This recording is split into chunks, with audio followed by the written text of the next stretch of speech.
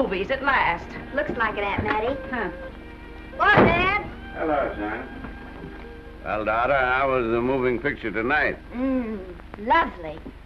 Mice, that's what it was. Just a lot of mice. There wasn't anybody killed in the whole thing. No, well, then I'll stick to these. These don't talk. And that big cluck Norman Maine was in the picture tonight. Never does anything but kiss a lot of girls. Norman Maine is one of the best actors in pictures. You and your movies, that's all you think about.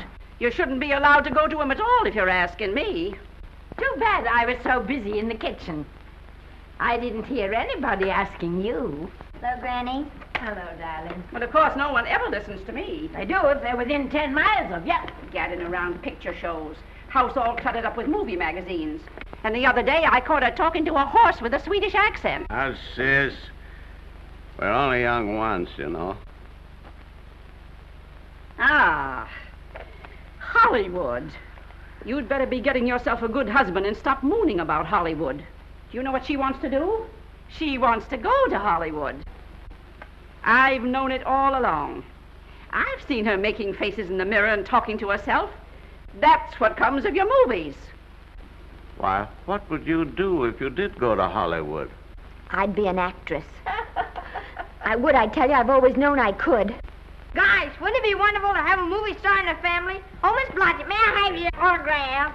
You may not know it, Alec, but you're practically on your way to bed. Oh, Miss Blodgett, you're my favorite actress. Won't you tell me the secret of your success? Oh, let me alone. Why, Esther, what's come over you? I'll tell you what's come over her. She's just a silly little girl whose head has been turned by the movies. And the sooner she forgets the whole thing, the better off she'll be. Why will I be better off? What's wrong with wanting to get out and make something of myself? What do you do that's so much better? Just because you're satisfied to sit here all your lives, you think you can laugh at me. Well, someday you won't laugh at me. I'm going out and have a real life. I'm going to be somebody. You know, if it was spring, I'd say give her a good dose of sulfur and molasses. I thought I'd find you. Oh, stop that. Now, stop crying. That isn't going to do you a bit of good. Oh, I'm crying because Aunt Mattie and Alec make me so mad. Oh, Alec and Aunt Mattie. Fiddlesticks. They're not important. You're the only one that counts. Esther, everyone in this world who has ever dreamed about better things has been laughed at. Don't you know that? Oh, I suppose I do, But there's a difference between dreaming and doing. The dreamers just sit around and moon about how wonderful it would be if only things were different. And the years roll on and they grow old. And by they forget everything, even about their dreams. Oh, I don't want to be like that. I want to be somebody. Oh, yeah. You want to be somebody. But you want it to be easy. Oh, you modern girls give me a pain. When I wanted something better, I came across those plains in a prairie schooner with your grandfather. Oh, everyone laughed at us as they did at all the other pioneers. They said this country would never be anything but a wilderness. We didn't believe that. We were going to make a new country. Besides, we wanted to see our dreams come true. Oh, Granny, it must have been wonderful. It was wonderful. But don't you think for one single minute that it was easy, Esther Blodgett. We burned in summer and we froze in winter. But we kept right on going and we didn't complain because we were doing what we wanted to do. Can you understand that? Yes, I can. Could you do it? Could you do it even if it broke your heart? Because remember, Esther, for every dream of yours you make come true, you'll pay the price in heartbreak. Oh, I know what I'm talking about. You may not believe it, but I was a young girl once. And a very pretty young girl. A lot prettier than you are. And I was in love with your grandfather. And when some Indian devil put a bullet through him, I felt as if it had gone right straight through my heart, too. And I remembered all he taught me. And I went right on. I buried him out there in that wilderness with my own hands. And I went right on that same day. And I kept right on going, even when your mother was born. Oh, Granny, I want to make it worthwhile.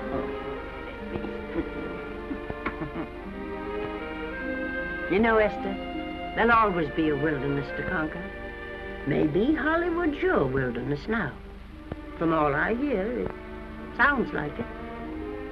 But if you've got one drop of my blood in your veins, you won't let Mattie or any of her kind break your heart. You'll go right out there and break it yourself. That's your right. Here. Oh, here. Stop that nonsense. Here. Take this and go to your Hollywood. Oh, I can't take your money. Well, why not? It's your savings. Well, I was only saving up for my funeral. Now I don't think I'm ever going to die. Oh, Granny, how can I ever thank you? By giving me your word of honor that you'll never tell a living soul where you got that money. I promise. Remember, if you do, I'll have you arrested for robbing me.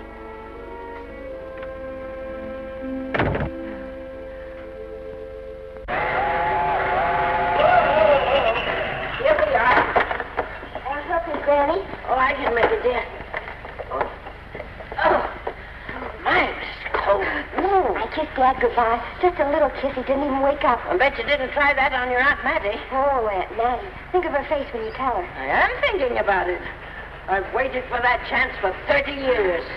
Here she is, girl. Oh, thank you, Kirby. Good, huh? Well, come on. Here's your prairie schooner.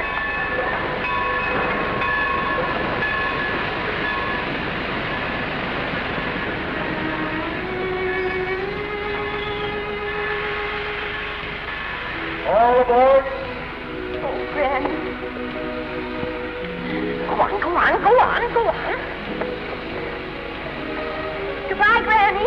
Goodbye. I'll be waiting for you in those movie pictures. Don't tell Mattie. You know, my eyes are not as good as they used to be, but my ears are all right. So you remember, talk up good and loud. All aboard. Goodbye. Bye. Bye, Granny. Bye.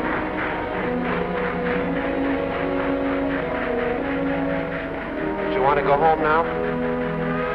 I don't want to, but I will.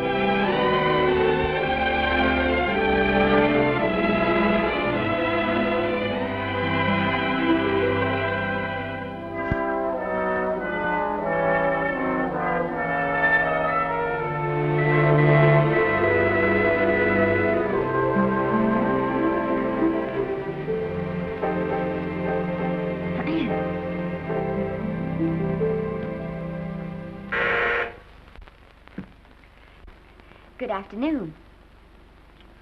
Day, week, or month? Well, it's a little hard to say. You see, I'm going into the movies. Well, you better take it for a week. It'll break your jump to Beverly Hills. Are all the studios really near here? All except Gaumont British. I suppose the best way to get a job is to go straight to the studios, isn't it? Mm-hmm. I haven't any illusions, you know. I'm perfectly willing to begin with a little bit of a part, or even as an extra. $6, please, in advance. Oh.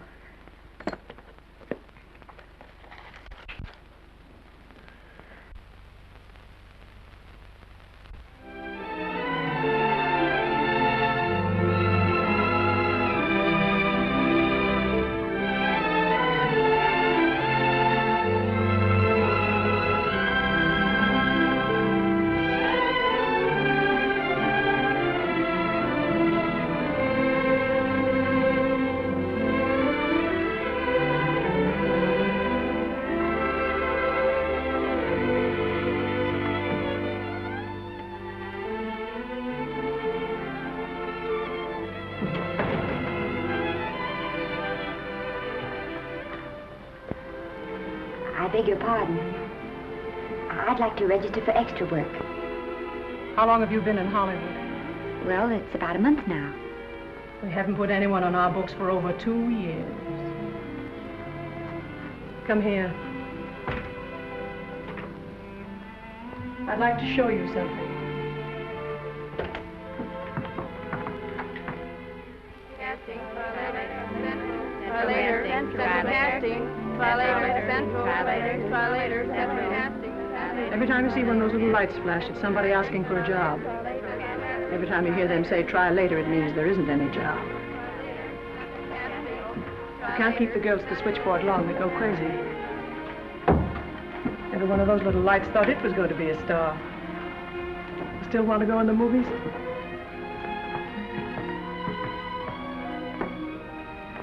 You know what your chances are?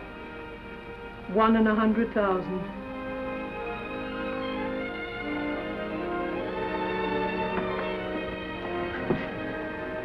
But maybe I'm that one.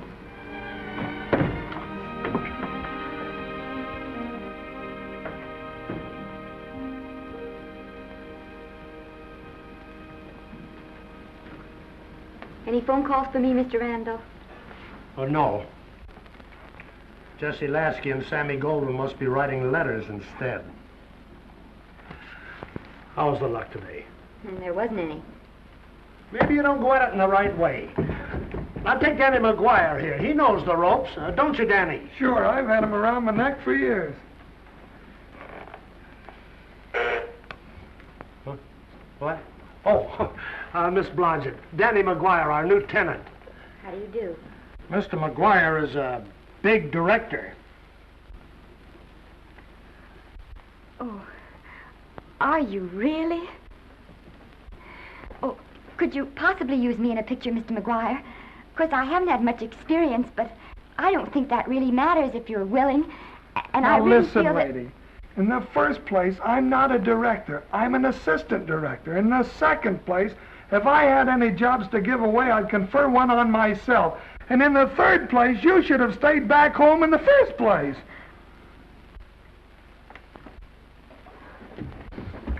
Oh, now look what you've done.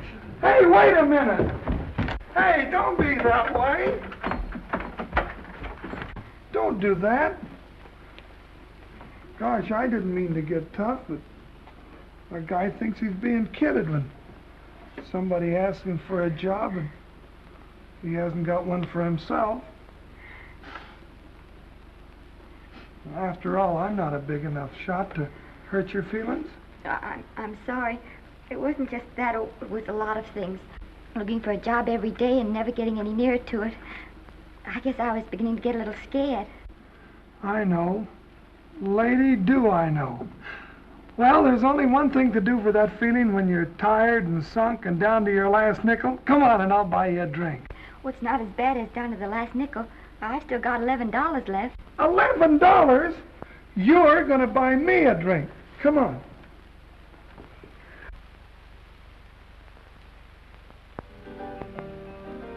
That's right, George. There's nothing like a little rum to take away that milk flavor.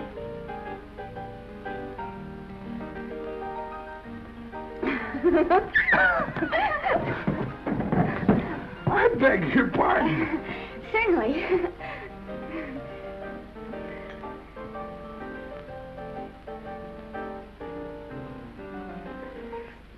And when I sign my contract, the first thing I'm going to do is see that you direct every picture I'm in. That's my pal.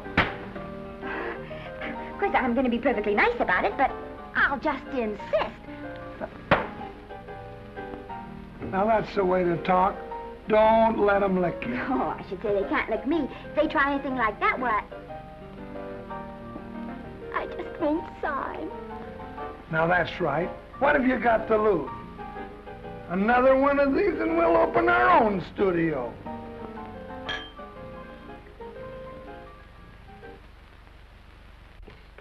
Bill rendered $24. Past due. Remit without further delay. Me.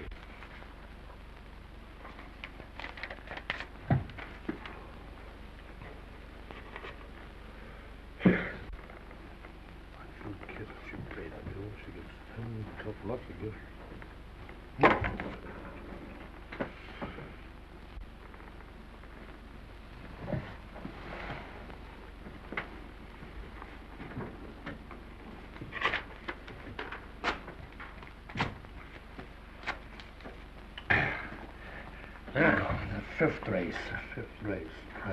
Tri-cap. Who's riding tri-cap?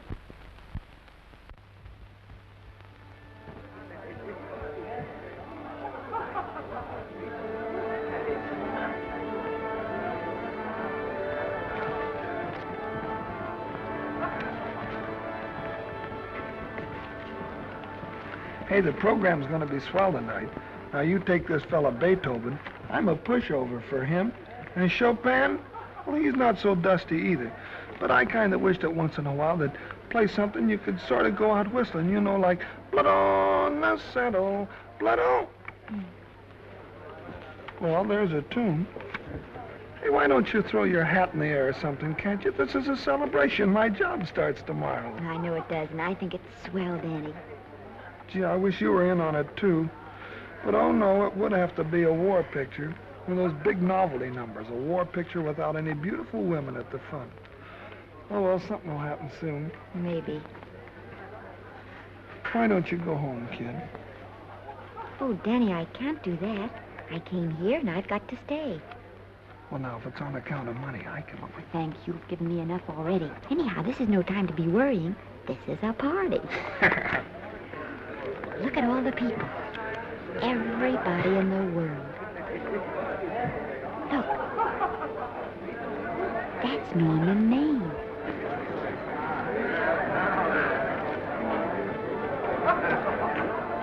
And he seems to have had that one extra cocktail.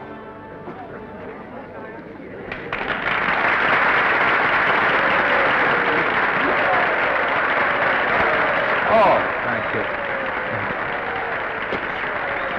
Sit down, you dope. That's for the orchestra leader.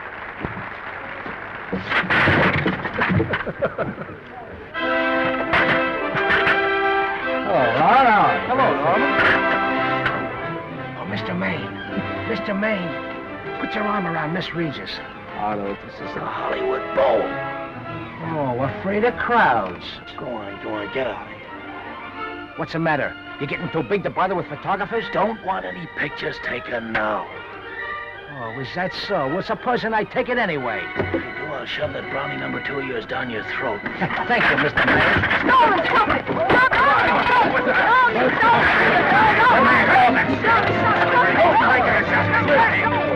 Take it easy, Mr.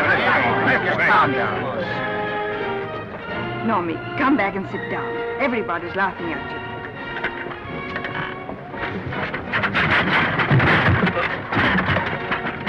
All right. Hi, Norman.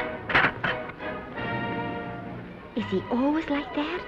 Well, I suppose he has to sleep sometime. Oh, and he's so wonderful on the screen.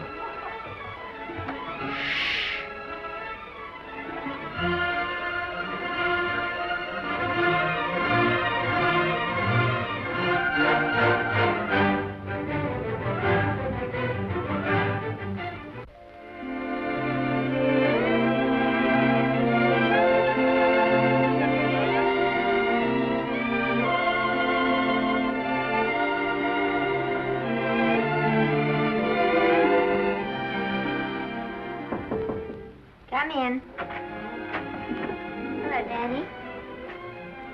matter? Well, believe it or not, I got a job for you. Daddy, that's wonderful. When do I go to the studio?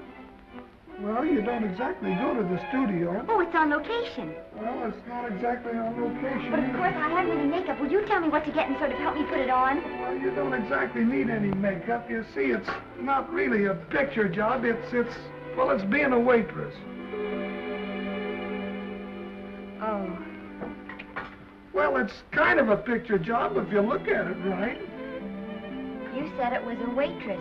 Well, it's waitressing for Casey Burke, the big director over at our studio. He's giving a party tonight to kind of celebrate on account of finishing the picture, and he wanted me to get him an extra waitress, and it's $5. And I thought of you right away, Esther. Well, that was awfully sweet of you, Daddy. Well, there's going to be a lot of big people at Burke's house tonight, and I'll bet you there's any number of big directors, and if you're there, maybe they'll notice you.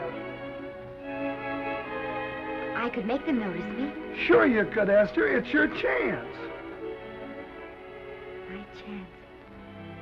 All right, Daddy, I'll do it. Oh, but I can't. I haven't got the right things to wear. To wear? Oh, yeah.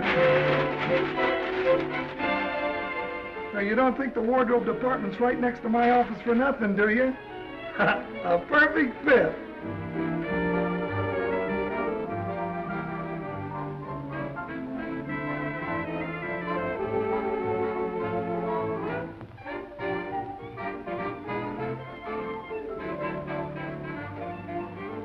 Did you get to the preview last night? I did.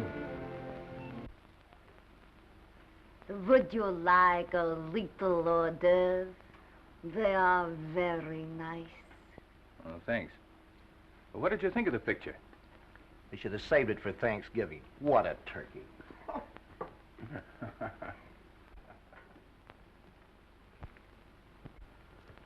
Will you have some hors d'oeuvre? You do like hors d'oeuvre, don't you? I don't think there's anything so enjoyable as hors d'oeuvre before supper, and these are rarely delightful.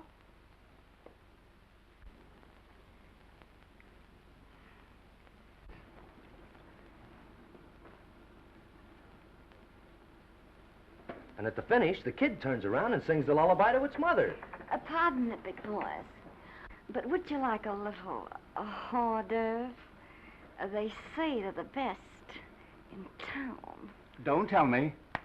I know. Mae West. That's a great twist. But where are you going to find a 2-month-old baby that can sing? Hello, Oliver. Oh, hello, Casey. You want to fire me now or wait till you see the picture? I'm not a director anymore. I'm a male nurse. What's the matter with the picture? Guy by the name of Norman Maine. His work is beginning to interfere with his drinking. Oliver, don't tell me I'm to direct his next picture, too. Mm-hmm. You were my favorite producer. Now, wait a minute. You just go right on with your directing. I'll take care of these stars. I know how to handle them. I had a serious talk with Norman after that Hollywood Bowl occurrence, and you don't have to worry any more about his behavior. Excuse me, Mr. Niles. Mr. Libby of your publicity department is on the telephone. He says it's most important, sir. It's about Mr. Maine. Thank you. Oh, it's probably just some little thing. Of course, Oliver. I'll turn on the radio and see if they've called out the National Guard yet. Hello, Libby. What's the good word? Mr. Norman Maine, America's Prince Charming, was apprehended driving an ambulance down Wilshire Boulevard with a siren going full blast. He explained he was a tree surgeon on a maternity case. Well, will it be in the papers? No, it won't be in the papers. But that's a nice, expensive hobby of yours, keeping Mr. Maine's informal entertainments out of the public press. Oh, that's fine work, Libby. Try and see that no one gets to Norman. He's probably home sleeping it off. Oliver. Yeah. Why can't you forget those dopes at the studio for one night? Business, business all the time. I don't know what's going to become of you. Norman! Why didn't you call for me? Well, by darling, why didn't I call for you? In case you've forgotten, I was supposed to come here with you. Oh, that's all right. I got here without any trouble.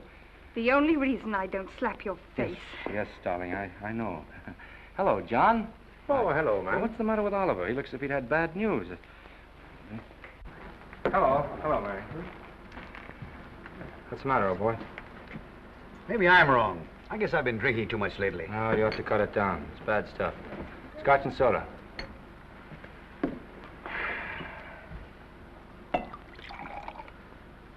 Come on. The word, you know, is pronounced when. Bad dialogue, Oliver. I'd rather not watch this. You know best. Soda. Thank you. Oh. Go ahead and say it. I've got it coming to me. Don't make it tougher on me, Norman. I don't want to stand here and preach, but take a look at my side of it. I'm trying to make pictures with you. I know. Costs are going up and the grosses are going down. No, it isn't that. I've made lots of money with you, and I can afford to take a loss. But I hate to see you going the way of so many others. Why don't you get Lloyd's to insure you against me? You can't get insurance against a man forgetting who he is. You're a great star, Norman, but there's nobody so big that he can afford to have people refuse to work with him. Who doesn't want to work with me? You... Quiet. Listen, I know plenty of people who do. Yes, and so do I. But your real friends can't stand seeing you start to fall apart. What do you mean by that? The first signs are always the same. Not being able to remember your lines.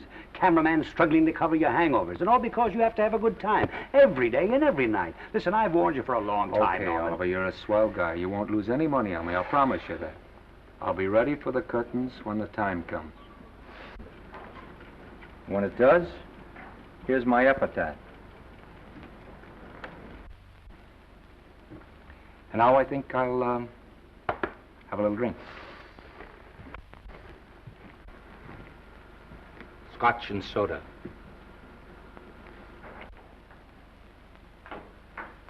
Scotch and soda. Ooh.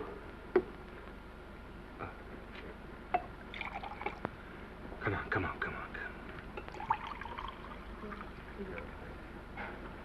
A little soda? Caviar? No, thank you. Yes, pardon me. Ah, lovely. No, I mean the caviar. Mm-hmm. No, don't go away. I'm starving. Really. Which would you take? Well, I don't know. Don't you know? I don't know either. It's hard to choose. Well, I think I'll take caviar. Mr. Maine doesn't care for any more. Do you, Normie? No. Well, Normie doesn't care for any more. I think I shall get very drunk indeed.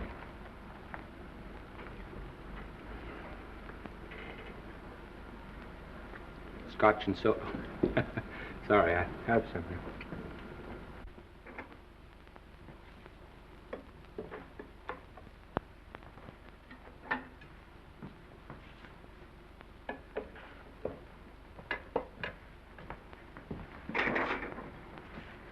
Oh. Mind if I help?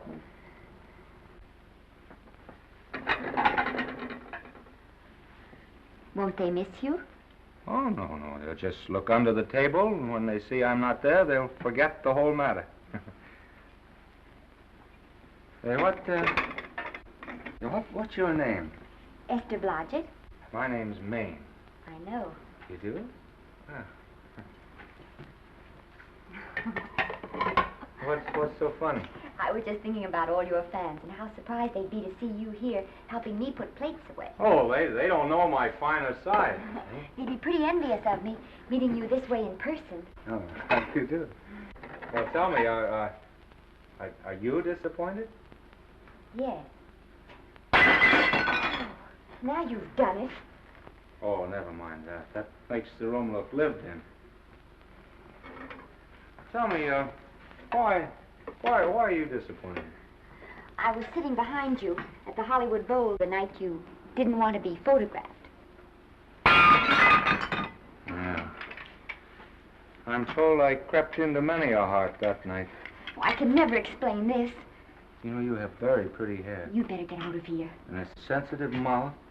And a charming little Precisely why are you here instead of with the rest of the guests? I'm just trying to be helpful. I see. Are you sure there's no other attraction? Well, it might be that my old mania for putting plates away is coming back on me. It's rather odd. I always know where I can find you if there's a pretty girl around. It's not only odd, it's embarrassing. You're being deliberately insulting, Norman. I put up with this for long enough. Dear, don't lose your temper. Remember, we must try to keep the voice low. I know you'll excuse us if we go on with our work.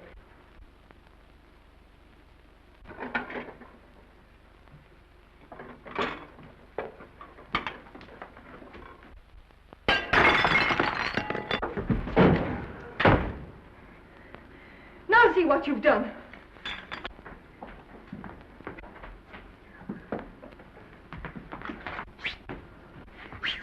Come here. Help me up. Are you hurt? No more than usual. Come on, the wolves are on us. We gotta get out of here. Oh, I can't. The dishes aren't finished. Oh, yes, they are.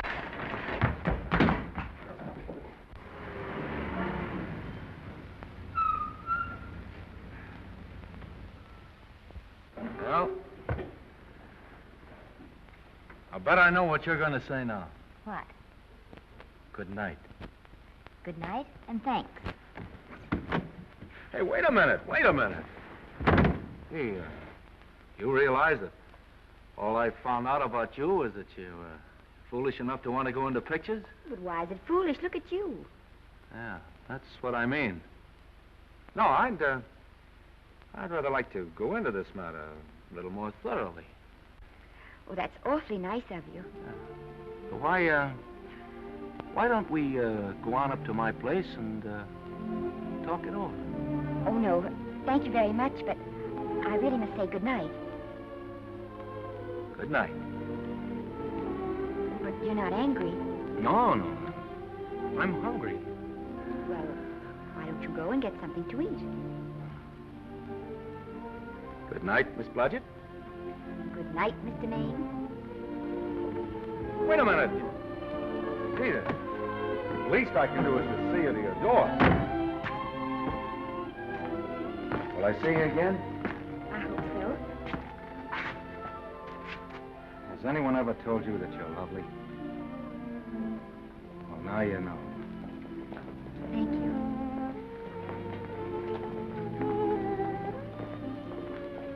This is hard to say, but I want to say it anyway. You know, on the screen, in private life, you know. But whatever I do, I still respect lovely things. And you're lovely. You understand? Yes, I think I do. And it isn't that bump on the head that's doing this. Well, I'm glad.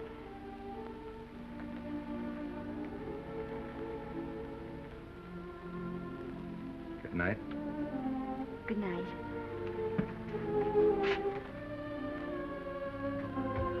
Hey! Do you mind if I take just one more look?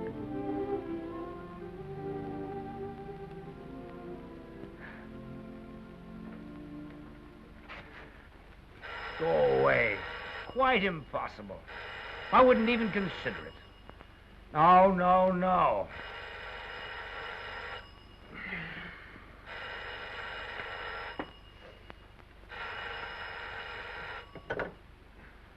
Hello? Who is it? Who? Norman? What have you done now? You're not in jail, are you? Oh. Yes, I see. Oh, it's that again. I see. She's beautiful. Yeah, I know. You want me to give her a screen test? Yeah, certainly. She's got wonderful possibilities. Oh, you know she's got something. Well, you knew all the other ones had something, too. Oh, no. I tell you, Oliver, she's got that sincerity and honestness and a... sincerity and honestness that makes great actresses. Oliver, I am so sure of this girl that I want to take the test with her myself. Listen, Oliver, you've worked hard. You're entitled to a break. You get...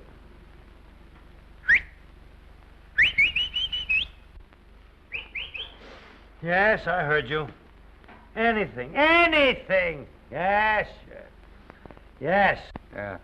Oliver, look, you try to get a little sleep now, old man. Right. All right, boy. Good night. Let's go. Now tell us.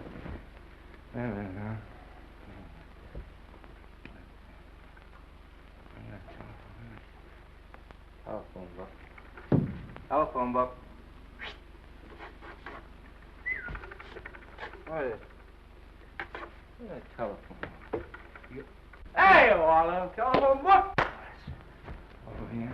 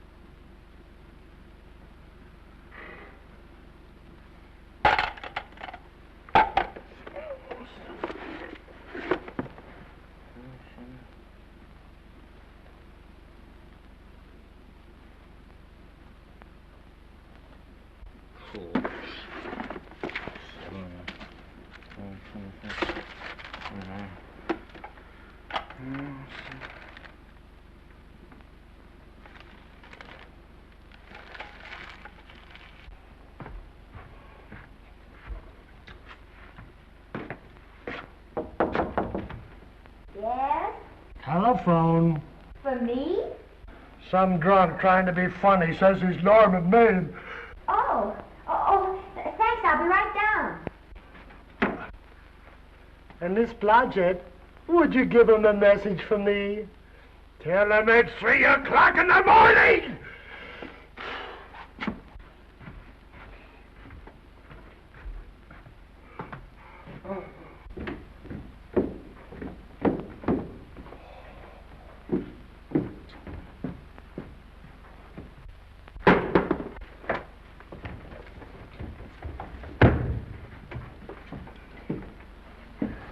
Hello?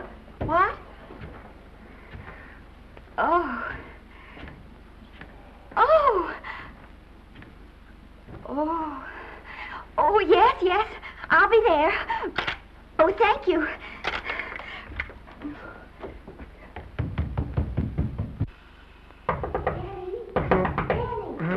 Huh? Daddy, what do you think? I'm going to take a test tomorrow, and Norman Maine's helping me do it. I'm taking one, too. Garble's assisting me.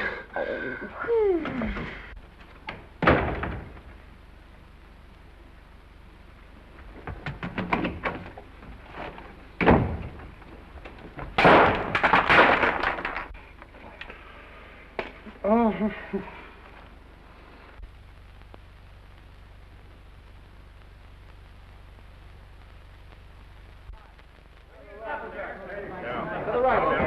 Move that Golo in. Put a silk on that broad. No, the Yankee. Is this light too hot for you, Haley? Okay, but cut down on your backlight. Put a double on that 90. Bring it down a little. That's it. Now pull down on that 150. Get pulled down on that 150. That's right. Okay. Come here and get this thing. Run it here. Run it.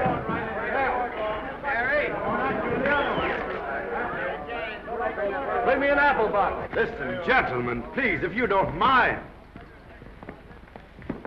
This is just a test. Ready, Mr. Burke? All ready, Mr. Burke. Ready, Mr. Burke? Ready now, Mr. Burke. All ready, Mr. Burke. Ready now, Mr. Burke. All ready, Mr. Burke. We're ready, Mr. Burke.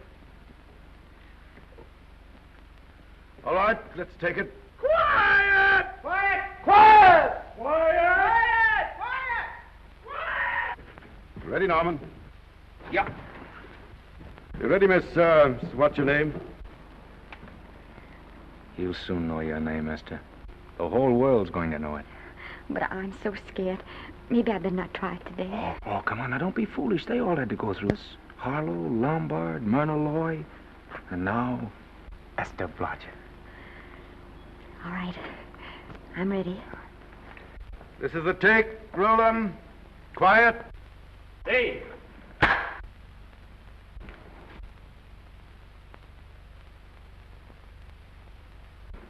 I may as well tell you that my whole organization thinks I've gone a little nuts to sign you. Well, maybe they're right. I've been nuts before. You see, all the experts seem to think that your type is a little mild for present-day taste. But I rather believe that tastes change, like eyebrows. And I think that also like eyebrows, tastes are going back to the natural. You look like a nice girl. I think I'm going to like you. That's not important. I think the public will like you. That is important. Yes. I see what you mean. I mean, I know it is. Only don't think it's going to be easy. Nothing you really want is ever given away free. You have to pay for it. And usually with your heart. Someone else told me that once. But you still have to work it out for yourself.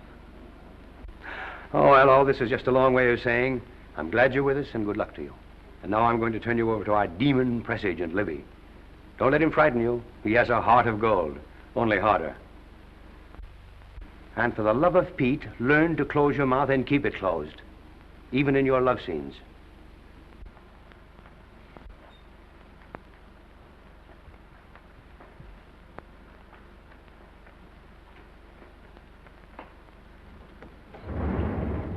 Are you a Russian? No, I was born in Fillmore, North Dakota. Oh, no. First saw light of day in a mountain cabin, a trapper's hut, high up in the Rockies. Go on. Well, I always wanted to be an actress. Dreamed of footlights as Lonely Kitty. Are you sure there's no Russian in your family? Positive. That's a shame. Well, what does your father do? He's a farmer. Social registerite father. Fed up with hypocrisies of 400, sought wilderness for consolation. There amidst the mountain flowers, he raised another blossom. His lovely little daughter. What's your name? Esther Victoria Blodgett.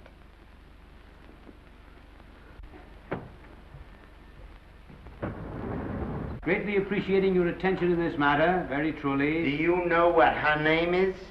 Esther Victoria Blodgett. Hey, we'll have to do something about that right away. Esther Victoria Blodgett. Well, that Blodgett's definitely out. Let's see, Esther Victoria, Vicky. How about Vicky? Oh, I think that's terribly cute. Let's see, Vicky. Vicky what? Vicky, pronounced Vicky. See, Esther, Besta, Sesta, Desta, Festa. Oh, that's very pretty. Jester, Hester, Desta, Lester. Vicky Lester. Oh, I like that. Say it. Vicky Lester. Say it again. Vicky Lester. Say it again. Vicky Lester. Say it. Vicky Lester. Say Vicky Lester. Vicky Lester. Vicky Lester. Vicky Lester. Vicky Lester. Flash. Oliver Nile Studio discovers new starlet, a Cinderella of the Rockies. Her name is Vicky Lester. Those who have peeked tell me she couldn't be more divoon. The face of an angel and such natural talents. Her voice is a symphony. Her very walk, they tell me, is enough to drive men mad. Not that way. Get the lead out of your feet. Lift them up.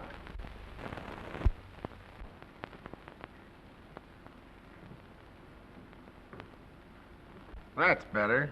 It's terrible, but it's better. The quality of mercy is not strained.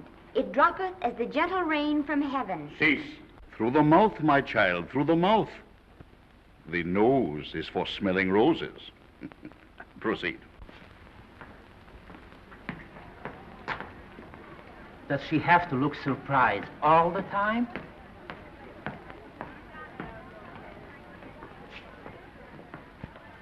Anyway, it's just a rough sketch. Pretty small mouth, eh? Oh, well. Give her that Crawford smear.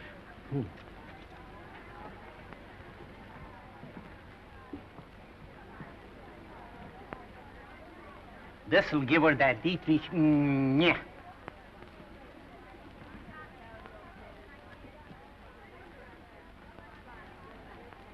We're on the wrong track. She still looks surprised.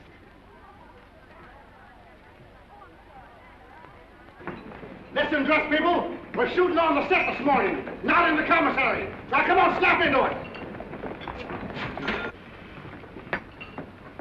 Acme Trucking Company? No. Mr. Smith is not in.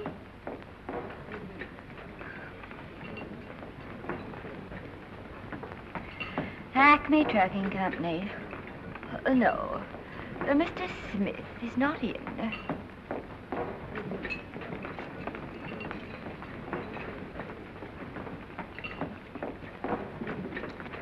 Good morning. What can I bring you, Mr. Maine? That just shows how long you've been here. Neighbor, bless you. How soon are you and I going to be married, huh? I don't know. You'll have to ask my mother.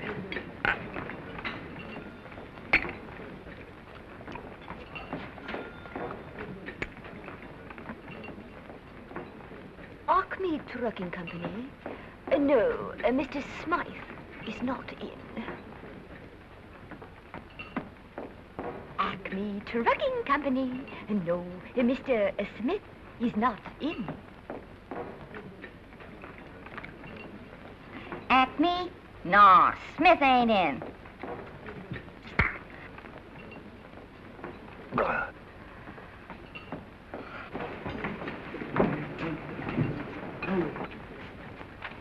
Acme Trucking Company? I'd like to speak to Mr. Smith, please. Mr. Smith is not... Oh, Norman. What's all this between you and Smith? I've got a part. It's only one line, but it's in the picture. Well, it's ambition that made you break that date with me last night. Well, I had to be here so early this morning, and So did I. I had to stay up all night to make it. you've started your picture, haven't you? No, we're still in the testing stage. You can't seem to get the right girl for the lead. Gee, you'd think with all the girls there are that... Yeah, I know, but this one's got to be different. She's got to be little and cute and sweet and intelligent. It'll blow me down. What? Well, close my tired old eyes. What is it? Hold everything. Come on. Come on.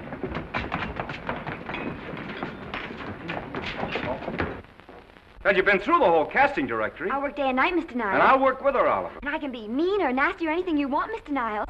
If she clicks, Oliver, you've got a star overnight. Okay.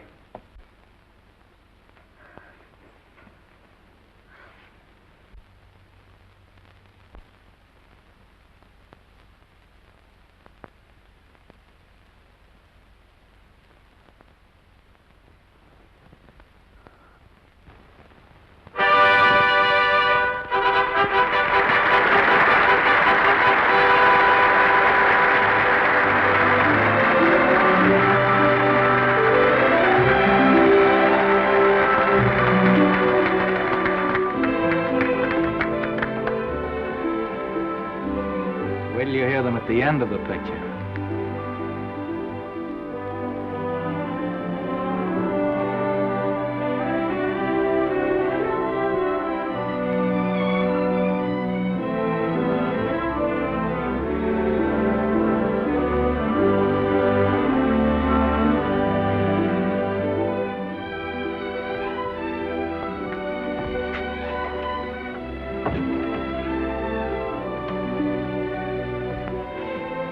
Do you think we were noticed? By no one. They're much too busy playing at croquet. I've loved you all my life. But we only met 2 days ago. That's when my life began.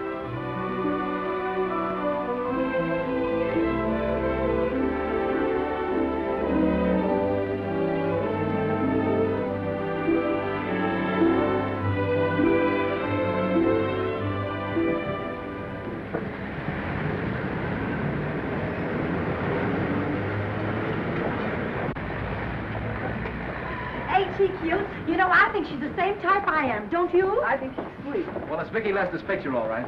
I think she was much better than he was. These producers are so horribly down. They won't know how good she is. Well, maybe it's because she's a good girl.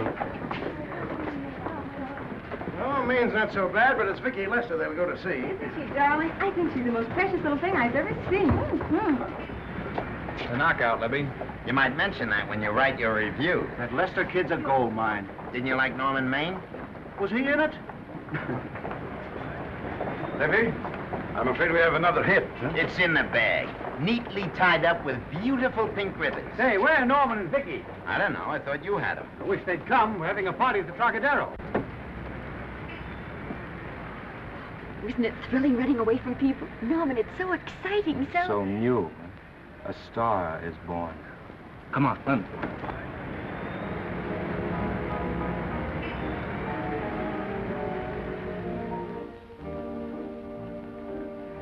It's wonderful, isn't it? Crazy quilt. Oh. It's a carpet that's spread for you. It's all yours from now on, you know? Come, Esther. You're a success. You'll have everything in the world you want. I hope it'll make you happy. Hasn't it you? But then there was one thing I never had. Lots of times I told myself I'd found it, but I always knew I was lying. Still, I never stopped looking for it. Maybe it'll come. Well, I think it has come, Esther. I only wish it weren't too late. Oh, but it's not too late. Oh, you can't throw away your life the way I've thrown away mine and have anything left that's good enough. No. You can. Norman, you can. You mustn't tell me that, Esther. I'm so afraid that I'll believe it.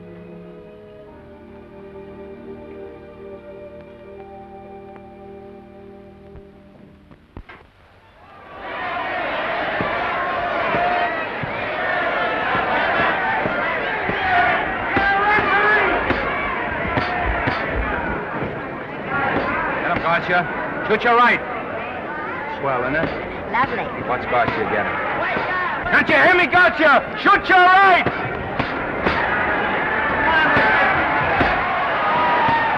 He's down! Garcia got him! Garcia got him! He did, didn't he? Yeah, but he'll be up, though. You like it? Sure I do. You like me? Sure I do. Ooh, that reminds me. Will you marry me? No, thank you. Come on, Garcia, finish him. Why won't you marry him? Well, you're not dependable. Hey, shoot your right! Throw away your money. Break him up in there. Break him up. Drink so much. Well, suppose I quit drinking. Yes? Come on, Garcia, shoot the right in there. The right. Suppose I save my money. Yes? There he goes. Let him have it. Suppose I became absolutely dependable on all occasions. Yes?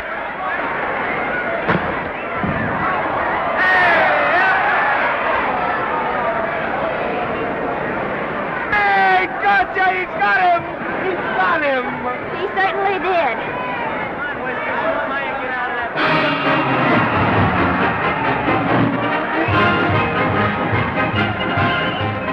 Gee, that was a beautiful fight. Norman. What, dear? Oh, that for me if I said I'd marry you? Oh, certainly not. I was just supposing.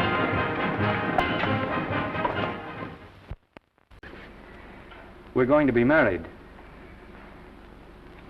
Guess I didn't read that line right. I'll try it again. We are going to be married. Both of us. Yeah, to each other. What do you think of that? Well, when? Where? Well, we thought we'd elope in the conventional manner. What's the matter? It's trying to decide whether it's good for the studio. Is it? It is. And bless you, my children. When's it going to happen? Oh, we thought we'd just sneak out sometime. We're not telling anyone but you. Listen to this.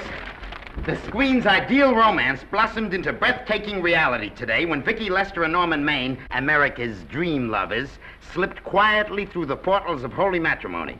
How does it sound? Horrible. But you see, we're going to elope. Sure you are. It'll be the biggest elopement this town ever saw. We'll get a tie-up with the Army, have you escorted all the way down to Yuma by 20 of their new bombing planes. Is he going with us? Don't you think we can work this thing out better alone? No sense in bothering the happy couple with all the details. I'll see to it that you get a carbon copy of the whole layout. I can hardly wait. I'm sorry we didn't realize that we were in the way. While you're settling the details, you don't mind if I take this woman out and buy her a ring, do you? Sure, go ahead. We want everything legal. That's a charming match. A nice girl like Vicky. And public nuisance number one. Now, wait a minute, Libby. Norman's all right. And if you'll pardon my pointing, Vicky's business is her own. It doesn't require any comments. I wasn't making any comments. I just said it was a rotten shame. So go ahead and plan the elopement. Oh, that elopement stuff is out. You can't get any scope in that. We're going to have a wedding. Where'll we have it? Customary place, I believe, is a church. Nah, it's been done. This has got to be something big. The beach. I can visualize it. The bridesmaids in bathing suits. 20,000 Santa Monica school children spelling out the word love. It's a novelty, but is it big enough? Why not the city hall?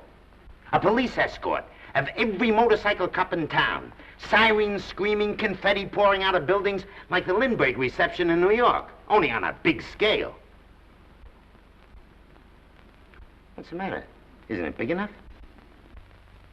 And now if any man can show just cause why these two may not be lawfully joined together, let him now speak, or else hereafter forever hold his peace. Do you, Alfred Henkel, take this woman as your lawful wedded wife? Will you love, comfort, honor, and keep her in sickness and health as long as you both shall live? I will. Do you, I beg your pardon. Do you, Esther Blodgett, take this man as your lawful wedded husband? Will you obey, serve, love, honor, and keep him in sickness and health as long as you both shall live? I will. Place the ring on her finger. Hurry, please. Now, by virtues of the power invested in me as Justice of the Peace of San Bardo Township, County of Los Angeles, I pronounce you man and wife.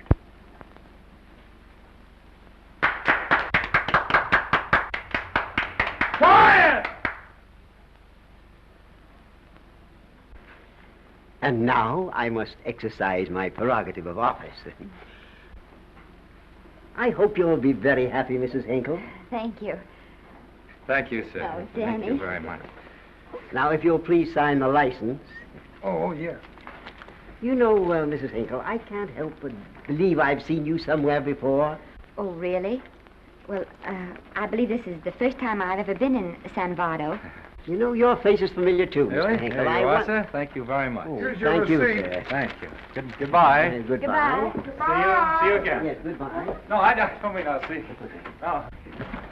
Yeah, I think you got by with it. But it was close. That JP was just beginning to remember where he'd seen us. Well, anyway, we got away from Libby. Hello, Toots. If you will be kind enough to glance between my shoulder blades, Mr. and Mrs. Henkel, you will find there a knife buried to the hilt. On the handle are your initials. Lovely to have seen you, Libby. Hold him, Hold him, Danny.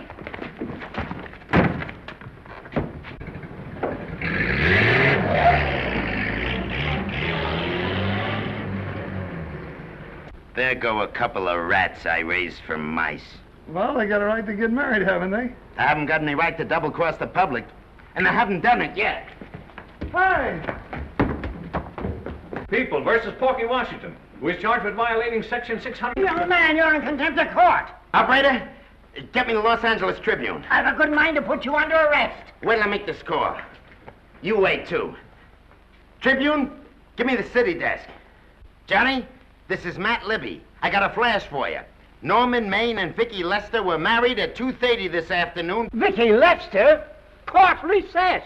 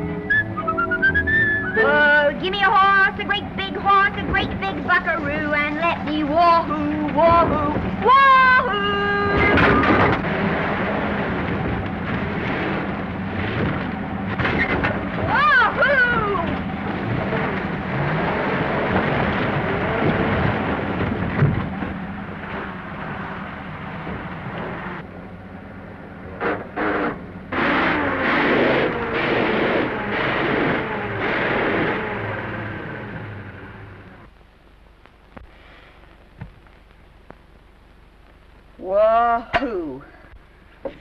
Now, wahoo.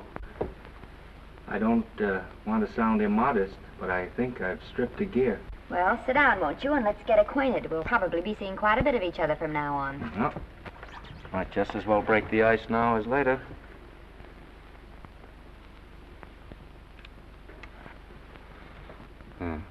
Now we're old friends.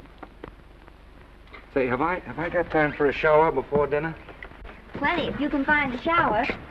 I never can remember where that thing is. Does it pull out or slide under? Here, I think I can find it. Nope, it's the linen closet. Here it is. Nice work. Oh, half the time those things are just luck. I'll see if I can disinfect this steak.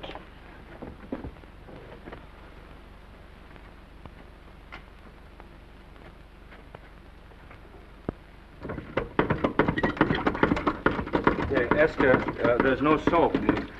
Here. Thank you. Oh, and Esther. Yes, dear? I'll need a washcloth. Oh. How are you fixed for cigarettes? And you know I never smoke underwater. Hey, what do I do to make this thing work? Pull that gadget at the top and pray for rain. Well, I can't reach it. I can't get my hands up. If you've gone in there with your arms down, you'll never get your bath. Unless you're a contortionist. Yeah, well, I'm not a contortionist, and don't throw that up to me now. You knew it when you married me. Will you close this door, please?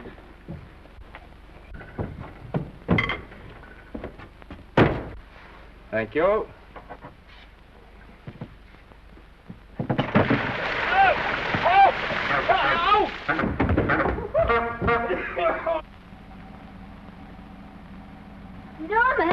Norman, here comes the car. You got it? Huh? Here, quick. Quick what? Quick, go out and stop them and ask for help. Oh, I'll catch cold. Oh, you'll get warm again. Yeah, don't you? They'll recognize me. Now, if you keep your face down, go on. There may not be another car for a week. Well, Howdy, partner. Howdy. Stuck? Yeah, how'd you guess it? Can you get us some help? Well, I reckon not. You know, it's a long way to town. We're pretty busy down at the place. Well, I got to get out of here. I've got my wife with me. Doesn't she like the country? No, and we're short of food. There's a lot of game in them woods. You know, well, my wife can't shoot. Well, you're sure up against it. Sorry I can't do anything for you. Well, wait, listen, I'll be frank with you. I'm Norman Maine. Who? Norman Maine. Well, my name's Judd Baker. Glad to have met you. Well, so long. Hey, wait a minute. Listen, you don't... So you're Norman Maine.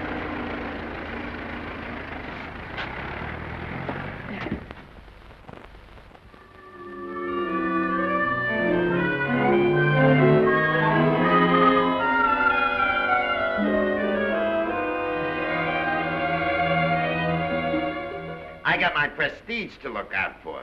I'm supposed to be the best publicity man in the racket, and they laugh themselves sick when I even try to get a decent mention of Maine. Yes, I know how sensitive you are, Libby, and I don't like to see your feelings hurt. Thanks, boss. Now, Vicky, there's a dish for free space. But if Maine swam across the Pacific, the papers would keep it a secret. Well, the exhibitors don't like him, the critics don't like him, the public don't like him, and I don't like him. Who likes him?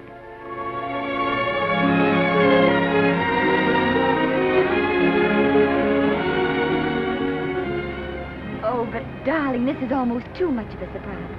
And there I was in my touching innocence, thinking we were going to live at the beach house. Oh, we'll still keep the place at Malibu. But this is special. This is our castle. It's used to be in the air, you know? Well, we'll never use any ugly words like contracts and pictures and careers. When we come in those gates, we'll check the studio outside.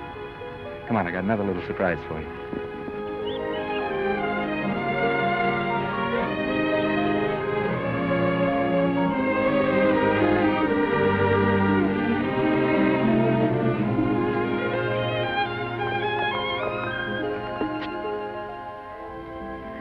Oh, Norman, it's lovely. So are you lovely. The whole world's lovely. Hey, hold it!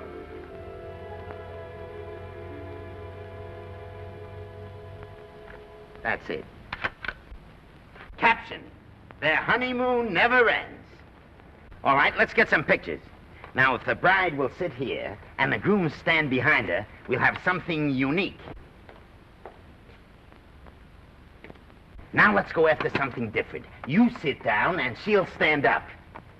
Pretty radical, isn't it? Yeah, but in a nice way. Okay, Otto, fire. Caption, their honeymoon begins anew. Ah, the producer. Caption, their honeymoon ceases abruptly. Hello, Oliver, glad to see you. Norman, I'm glad you're back. Thank you. Vicky, how well you're looking. Hello, Oliver.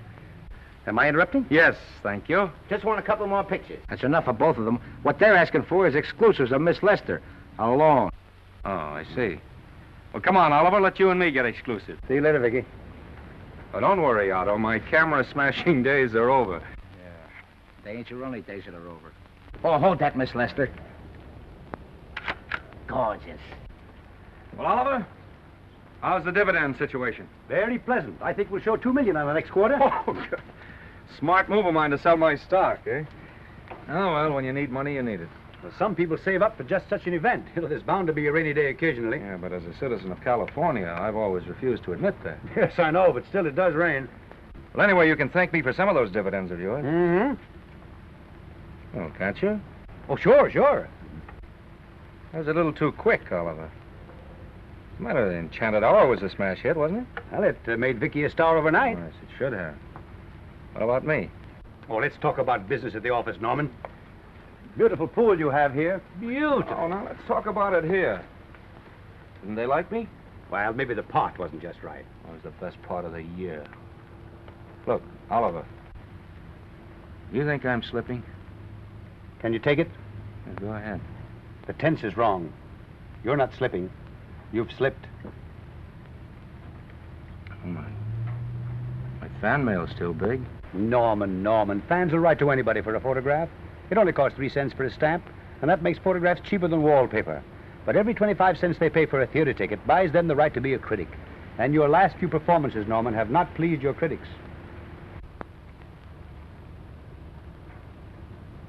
You remember I told you I'd be ready for the curtains when the time came? Here it is. Let's call off the contract, no hard feelings. We're not quitting, either of us. There's no explaining these things. We've all seen how the public turns. Maybe we can turn them back. I've got a swell script lined up for you. About Esther. If you think that I'm going to get in her way... Well, as a matter of fact, as it happens, there's no part in this story for her. I'd more or less planned to star her in a picture of her own, with that young Pemberton opposite her. He's coming along nicely. Good for young Pemberton. All right, Oliver. We'll make a try at it. Let's hope it's not too late.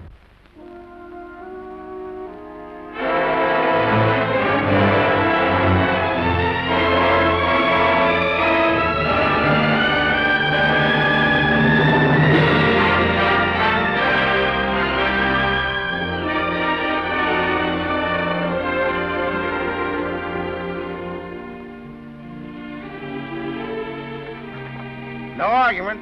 I'll buy those. Huh. The screen's most finished actor. I'll say he's finished. He keeps them away in droves.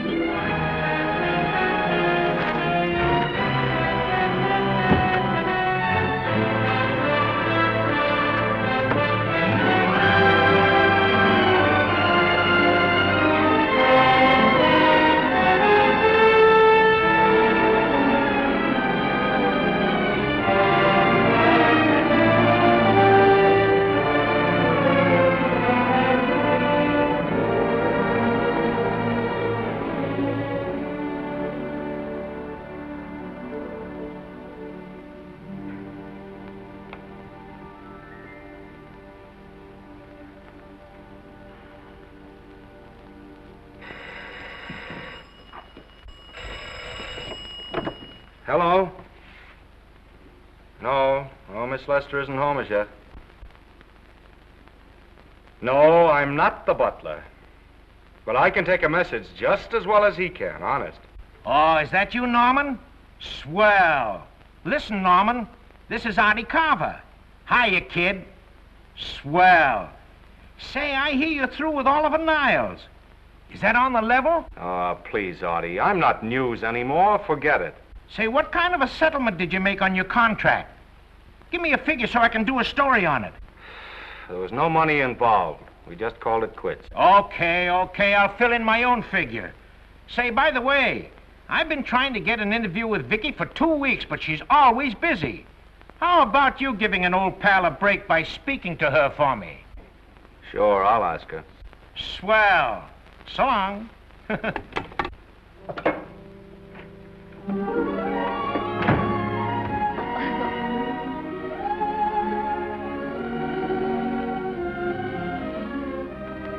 I didn't mean to be late, darling, but Casey wanted All right. You're here now. What's new today? Nothing. Haven't been out of the house. Let's go somewhere tonight. No. You're tired. We'll stay in. I'm not tired, really. Oh, yes, you are. You've got a hard day ahead of you. Anyway, I see so little of you, I'd like to have you to myself.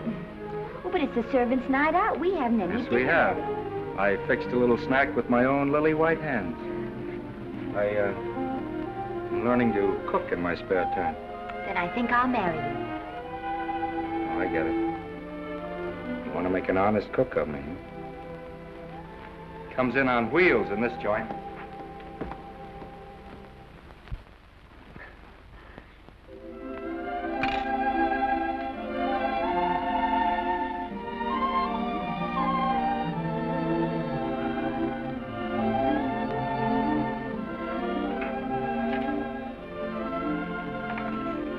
Yeah? How's it look? Wonderful. Huh? That's what I thought. Now then, don't be formal, just pitch in. Yeah?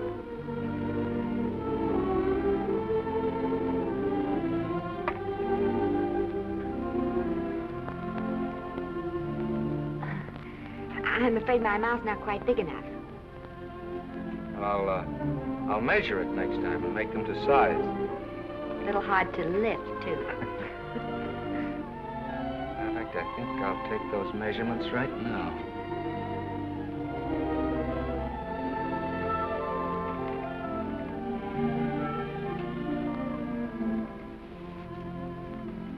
And that's what I wait for. All day. That's why I rush home without even changing my costume.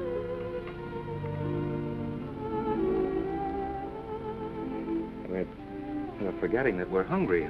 Would you like a sandwich? Thank you. I still have a little work on this one.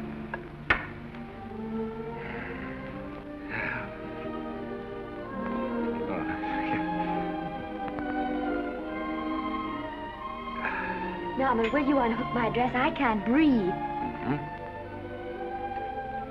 You know, all the time I thought it was the kiss that made you breathless. A lot of hooks, hmm? Uh-huh. Why don't you have a zipper? That's a good idea. You got it? Oh, yes.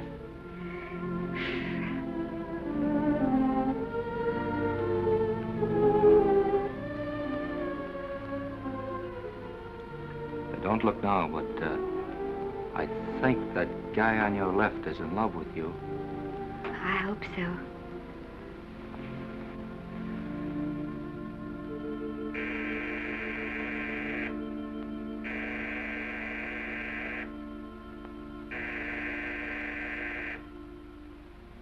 It's the doorbell. Is it? Maybe they'll go away. Oh, I never do at a time like this. Here. Just a minute, dear. I'll be right back.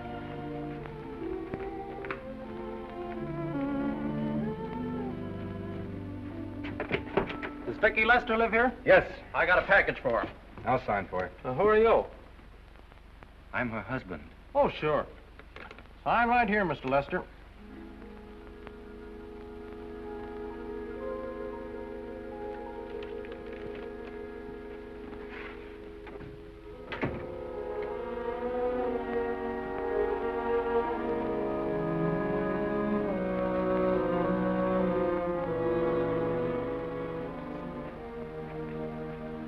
Package for you. Oh, by the way, I forgot to tell you, they want you for a benefit to Shrine Auditorium next Wednesday night. I told them I'd ask you. And, Oh, darling, I don't want to hear about that now. Well, you better wait till I finish before I forget them all. The Academy dinner secretary phoned. She wants to know if you want a table reserved for you. Oh, yes, Artie Carver called and asked if I'd use my influence with you to get him an interview. I told him I'd try. That was all, I think. Oh, Norman, let's don't talk about those things now. We're forgetting the wonderful food you prepared. Well, I'm not very hungry now. I think I'll fix me a little drink, But, Norm...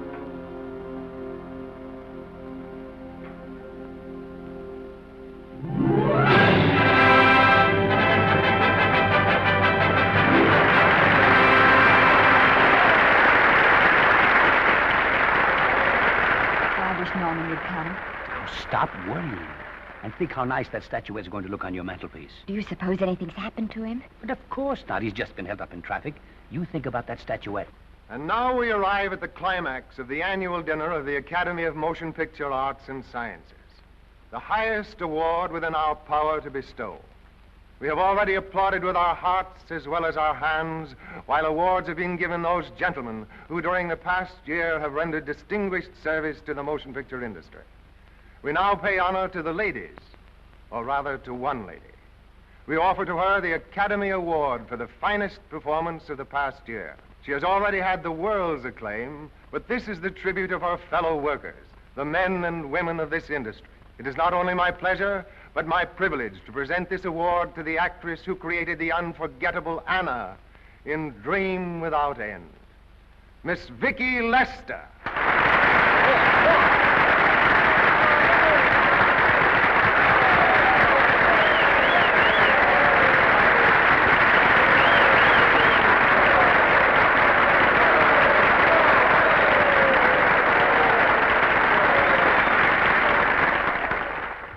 What more can we say, Miss Lester? This says it all for us.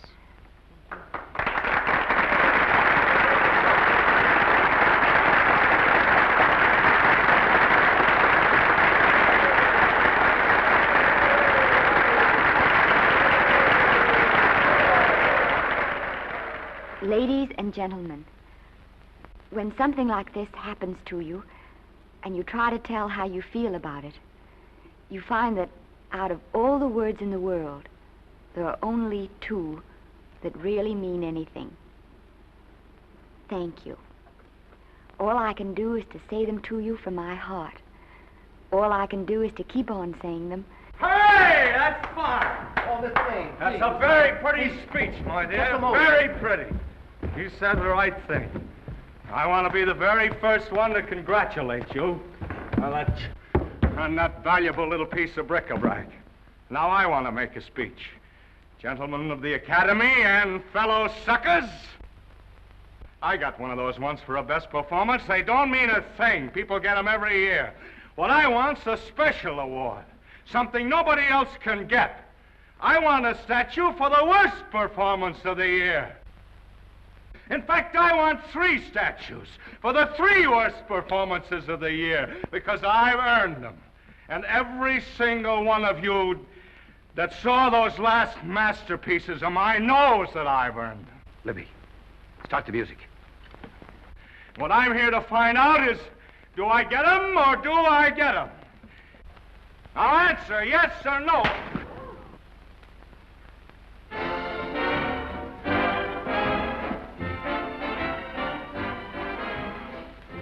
Norman, darling, let's go and sit down.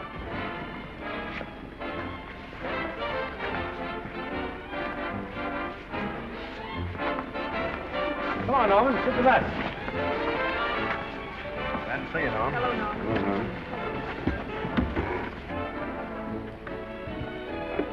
Well, Norman, how are you? Hi, Oliver. My dear, do let me congratulate you. You must be terribly proud and happy tonight. Thank you.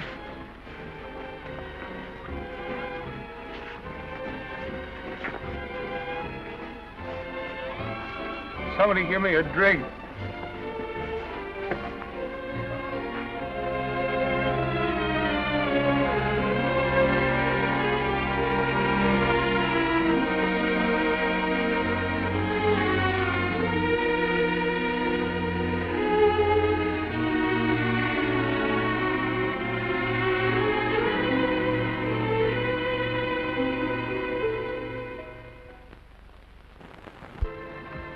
Oliver, it's nice of you to come to my dressing room. Vicky, how are you? I've missed you. Everyone's missed you. Have a nice trip. Well, a 3-month tour of the theater circuit scarcely comes under the head of pleasure. But the way they're screaming for your pictures all over the country. Miss Lester, if I may talk shop, you are a knockout.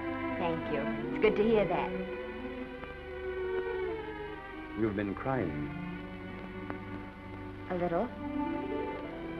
How's Norman?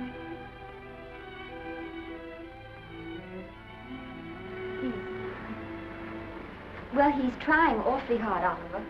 Letting Norman leave this studio was the hardest thing I ever did. There was nothing else I could do. I know. Has he been... Is he all right? He's gone to a sanitarium. He really wants to stop drinking. And I think he could only... Well, perhaps if he could start working again, it would be some encouragement. Oliver, could you do that? Yes. Oh, thank you. But he mustn't ever know I told you. He won't know, and you mustn't worry. I want you to keep up your good work in this picture. I'll try, Oliver. That's the one thing I can do for you.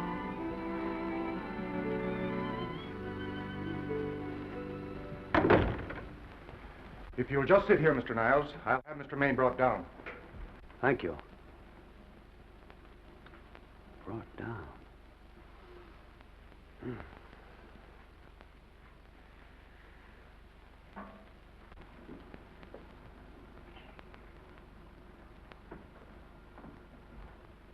Hello, Oliver. Welcome to Liberty Hall. Hello, Norman. Well, no, Mr. Niles isn't slipping me a case of scotch, Cuddles. This is just a handshake. This is Cuddles, Oliver, my social secretary. We go everywhere together. How are you feeling, Norman? Fine. Getting along remarkably well, Cuddles tells me. He says you ought to see some of the boys. Let's sit down. Yeah. Cuddles, we really don't need you. Touching, isn't it? Can't bear to have me out of his sight. Are you comfortable here, Norman? Comfortable. It's positively luxurious. They even have iron bars in the windows to keep out the draft. How much longer are you going to be here? Oh, well, I'm really cured now. I'm just staying on for an extra week or two to get in good shape, you know. After all, there's no particular hurry to return to the cameras. That's what I wanted to talk to you about. I've got a script with a fine part for you in it. Geez, Oliver, that's great. That's great. Who plays opposite me? Well, it is not exactly the lead. Young Pemberton's doing that. But I tell you frankly, I consider your part better than the lead. Oh, I see. It's better than the lead. Well, of course, it isn't terribly long. But it's one of those parts that makes an impression on you. They'll be thinking about you all through the picture. Mm-hmm. Well, the thing is, Oliver, I'm pretty well set at another studio. I'm not at liberty at the moment to tell you which one. You know yourself how those things are. Of course. But it's a big picture. It's one of the biggest of the year. Mm-hmm. And the part. Every actor in Hollywood would give his teeth to play. See. Well, that's fine, Norman. Naturally, that will tie you up for a while. But we won't get to this picture for some time. And perhaps, if you want to consider it for later on, well, we'll be... I'll tell you, Oliver, you'd better not count on me. See, I've got several pictures lined up after this one. Then they're talking to me about England. You know, they're doing some very interesting things over there, you know. Mm-hmm. Hey. What is it, Cuddle? Speak right out. We all love you. Your dinner. Oh, yeah, we dine at 5:30 here. Makes the nights longer. Well, goodbye, Norman. I'm glad to see you getting along so well. I'll be out in no time. I'll have to introduce myself all over to a lot of people. They won't know me when I'm not drinking.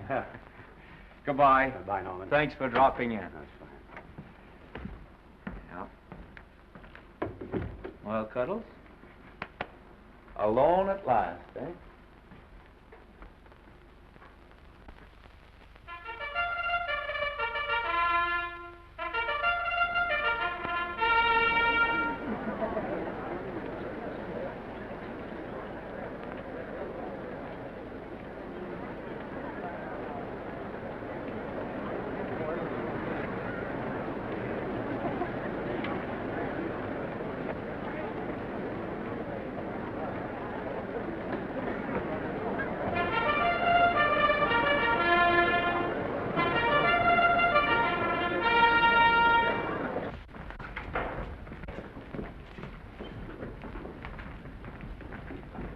Oh, Bert?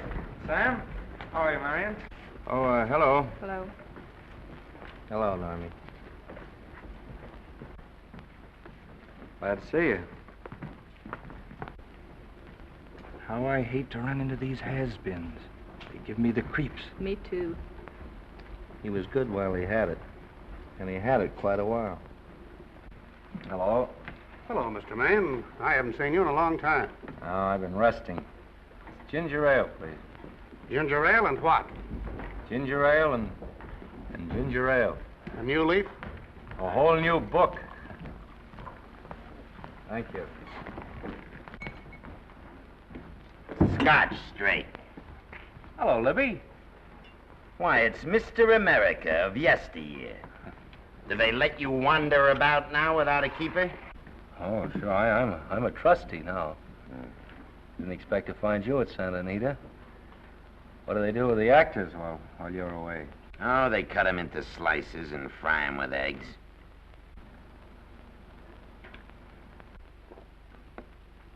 I suppose you'll be here all the time, now that you've retired from the hurly-burly of the silver screen.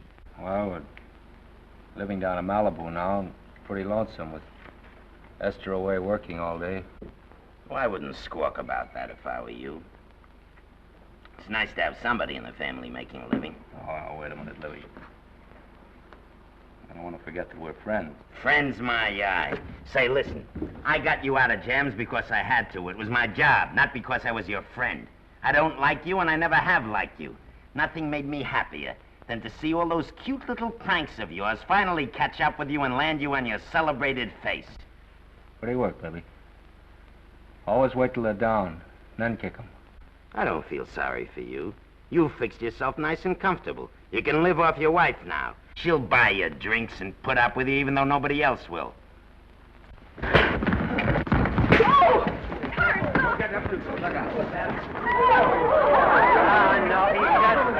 drunk again. Yeah, come on, Trump. Hey, wait a minute. Come on outside for you wise guys. I'm Norman Maine. Well, that's not my fault. Oh, don't bother to toss him out. He's harmless. All right, Mr. Libby, if you say so. Sure, let him go. What can he do? He can't fight any better than he can act. It's Norman Maine. Oh, he's drunk again. Why, he's been drunk for years.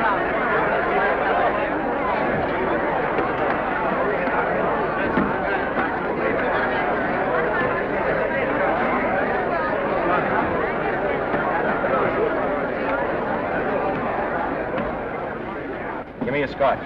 Double. Leave the bottle here.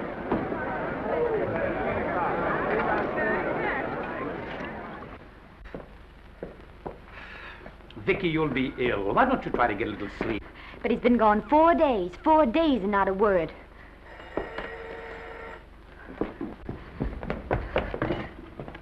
Oliver, I can't. I just can't.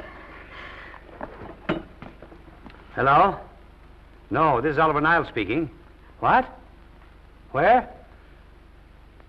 Thank you. What is it? Nothing, nothing. Oliver, tell me. He's in the night court. He's been arrested on a drunk charge. Now, he's all right. He isn't hurt. I'm going right down and get him out. I'm going with you. Vicky, it isn't any place for you, and if it gets in the papers, What do there'll I be... care about the papers? I'm going with you.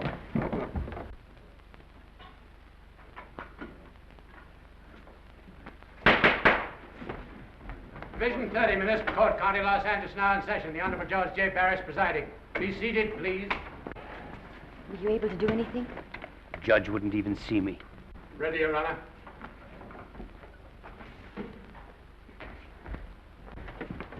I want to advise you that you're entitled to be represented by counsel, to be confronted by the witnesses that may testify against you, to compel witnesses to attend on your behalf to a public and speedy trial by the court or by a jury, and the right to be admitted to bail. Call the first 5. Gregory, Bales, Maine, Rodriguez, Johnson. Come on, boys, step in. Go ahead. Move along. William Gregory. Yes. Plain drunk, picked up at 5th in town. Asleep in the gutter. 14 similar offenses in the past 6 months. Still at it, Gregory. How do you plead? I don't feel so good. I didn't ask you how you feel. I asked you how you plead. Guilty, I guess. When did you get out the last time? Just before Christmas. Well, I'm sorry you'll have to miss New Year's, but you'll be out in time for Washington's birthday, 60 days. Milton Rails. Plain drunk, picked up on Brooklyn Avenue, given treatment at receiving hospital, then removed to jail. How old are you, Rails? 17, sir. Did you take a good look at those men in the cell with you last night? Yes, sir. And have you taken a good look at yourself this morning? Oh, no, sir. I suggest that you do. $5 or 2 days. Sentence suspended. Oh, Judge, Alfred Henkel, more commonly known as Norman Maine. Drunk and disorderly. Cracked car into tree at Sunset and Coronado. Evidently been drinking for days. Resisted arrest and injured one of the arresting officers. How do you plead? Guilty. You're Norman Maine, the actor, aren't you? You've come pretty low, haven't you? There isn't a man here who's had the advantages you've had. Look what you've done with them. You're nothing but an irresponsible drunk, driving about the streets with the power to inflict death or injury on innocent people. I think we'd better deny you that power for a while. 90 days in the city jail. Please wait.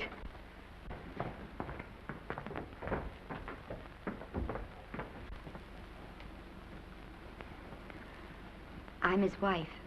Yes, I recognize you, Miss Lester. Please, Judge. I promise you this won't happen again. I'll be responsible for him. If you just won't send him there. You realize that this man, when drunk, is obviously a menace to public safety? And you realize, too, Miss Lester, the responsibility you'll be assuming to this court and to the Commonwealth. I do. Sentence suspended. Prisoner remanded to custody wife. Thank you. You can get him at the jail entrance, madam. Jose Rodriguez. Plain drunk, picked up at 1st and Maine, 2nd offense. How do you plead? I think I'm guilty, Your Honor. 60 days.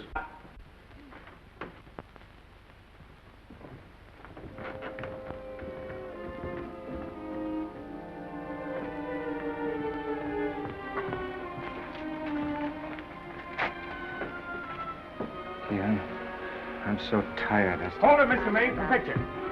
Oh, no. What about a statement for the press? Oh, no, please.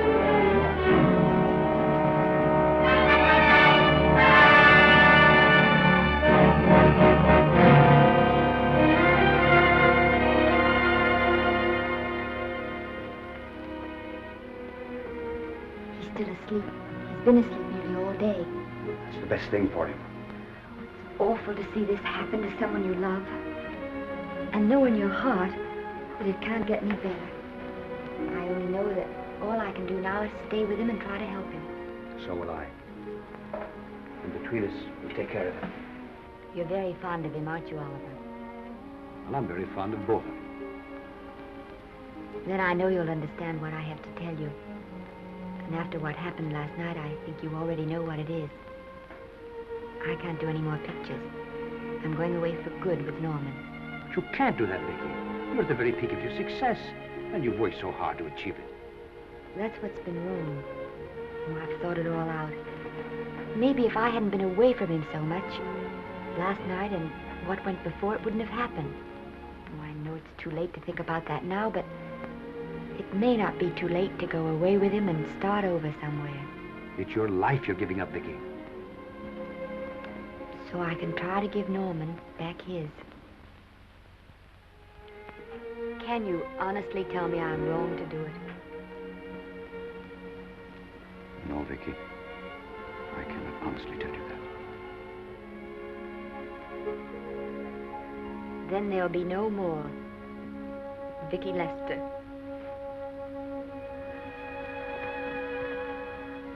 Come on, walk to the door with me.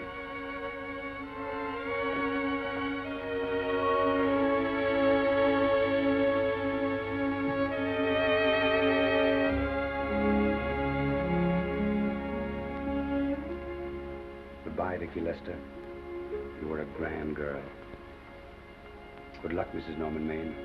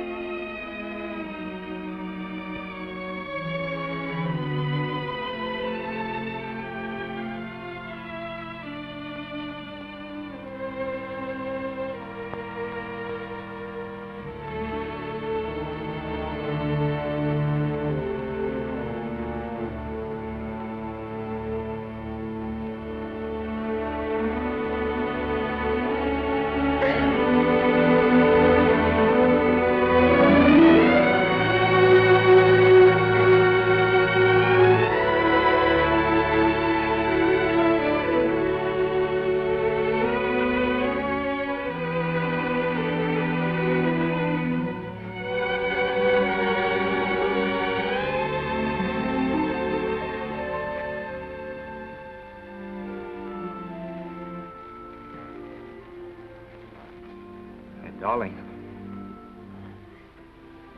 this is Maine coming in to apologize again. I'm sorry, dear, but it isn't you. What other troubles have you got? None. I was just playing a scene with myself. Now look, I'm just coming out of the jitters and you're just going into them. This is a swell household. Isn't it? I'll tell you what we'll do. I'll promise to brace up if you'll go on the wagon.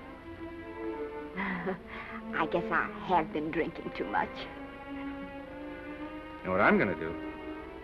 I'm going to be an athlete. You mean with great big muscles and everything? Well, roughly speaking. Gonna join the YMCA? It costs too much. I'm going wading out in our front yard. Now? Sure. Would you like me to go with you? Sure, if you'd like to. No, me. I don't think I will. It might spoil this beautiful, natural wave. Yeah, I guess that's right. But, darling, look, could you have a hot toddy... some hot soup for me when I come back? Some hot soup? Yeah. And I'll make some of those nice sandwiches. Norman, do you have to?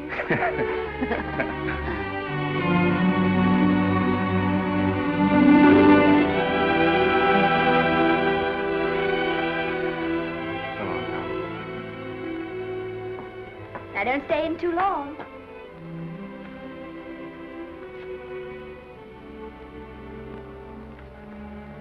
Hey! You mind if I take just one more look?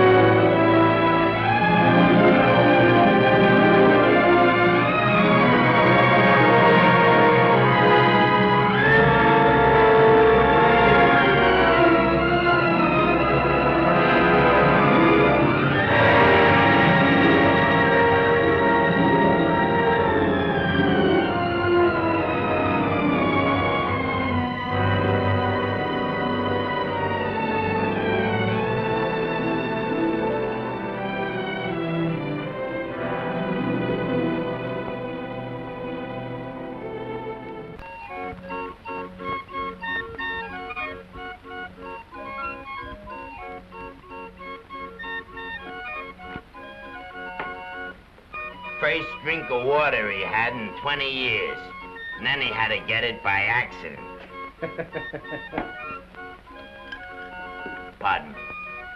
How do you wire congratulations to the Pacific Ocean?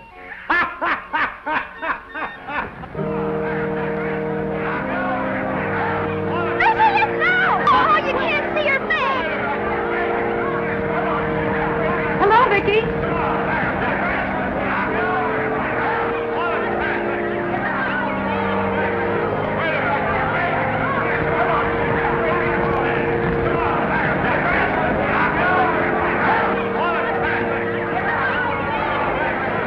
Get away, can't you? Come on, Vicky, let's see your face. Vicky, will you sign my book for me? Write, this is Norman Maine. Don't you care, Vicky? You get over it. Stand back, can't you? Don't you cry, dearie. He wasn't so much.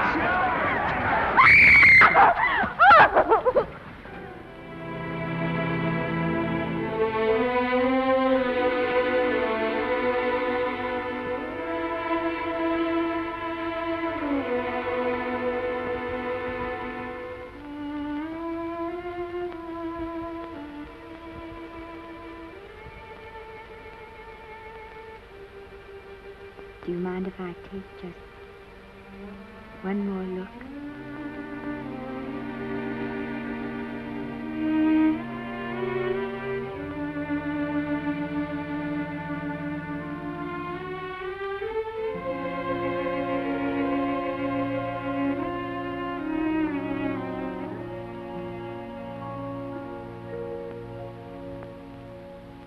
Here are the paychecks for the servants' graves. You'll find a very nice bonus in each one. Miss Lester asked me to thank you for your kindness and service. If there's anything I can do for the little lady, I should be glad to do it. She would appreciate your attending to the closing of the Beverly Hills house. Put down those trunks. Put it down, I say. Well, where is she? In the bedroom. Who are you? Oh, I'm her grandmother. Get out of the way. Esther, Granny, darling.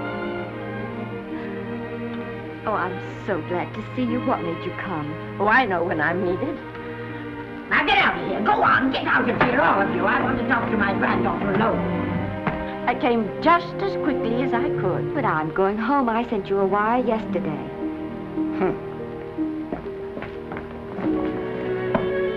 Sit down. Is it true that you're going to quit the movies? I never want to hear them again. What are you running away from, little girl? I'm not running away. It's just that I can't go on. My heart isn't in it anymore. Once I told you, if you get what you want, you have to give your heart in exchange. And you said you were willing. Do you remember? I remember. It seems to me that you got more than you bargained for. More fame, more success, even more personal happiness. Maybe more unhappiness. But you did make a bargain. And now you're whining over it. I don't think I'd feel so very proud of myself if I were you, Esther. I'm not, Granny. But my mind's made up. Oh, and I'm sorry I gave you the money to come out here. It was just waste. Oh, but Granny... I was proud of you, Esther.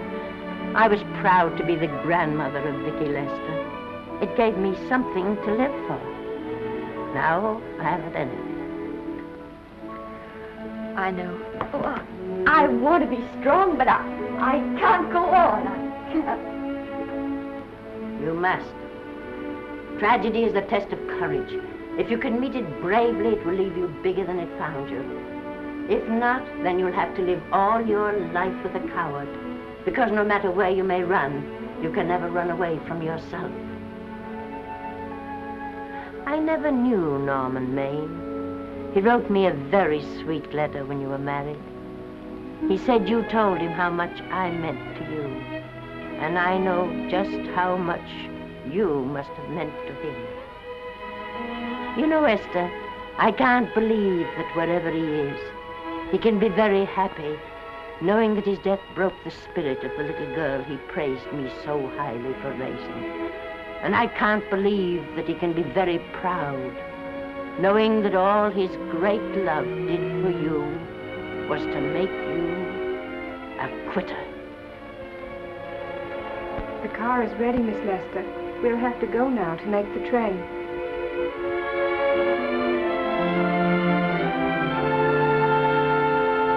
Put the car back in the garage.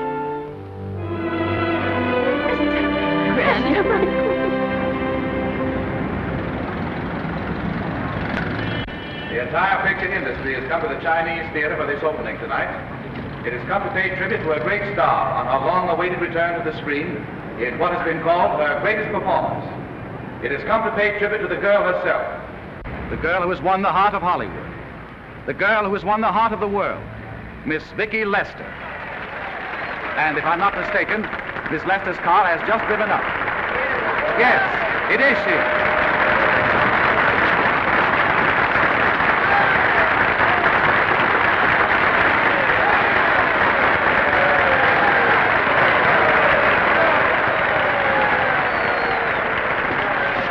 This doesn't scare you too much. I scare very slowly, young man. Big smile, folks, please.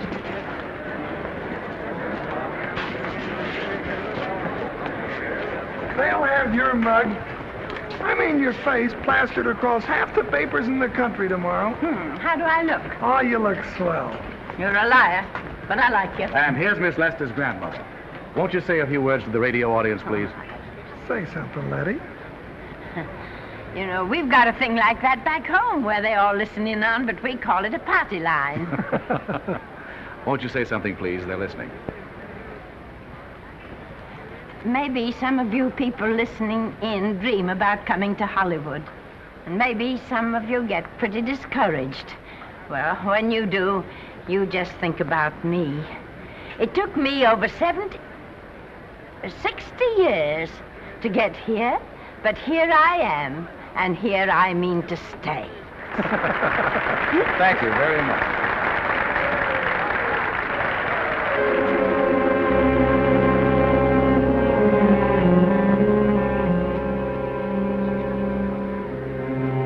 Miss Lester. This microphone is on an international hookup.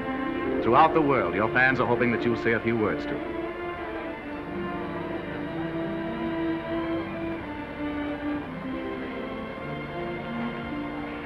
Hello, everybody. This is Mrs. Norman Maine.